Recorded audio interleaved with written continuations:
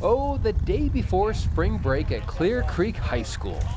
It's so nice out, some teachers decided to have class outside. This is Honors Economics / AP Government. Today's lesson, get her done. We're trying to clear the field of snow for the football game on Saturday. Senior Cece Davies is spending part of her school day helping out her fellow Golddiggers dig out from 3 feet of snow. I came out yesterday and it felt like we did so much, but then we looked out the window and it wasn't a lot.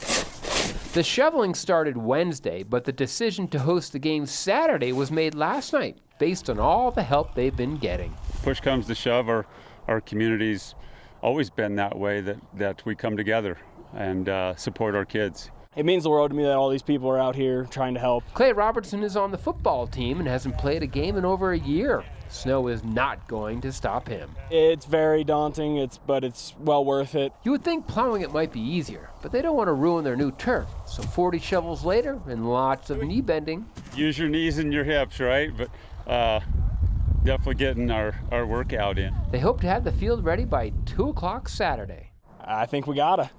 Not really a choice anymore. So we'll need another effort like yesterday's effort today to get the rest of the snow off the field. Football is back, thanks to a get-her-done effort from this high school community.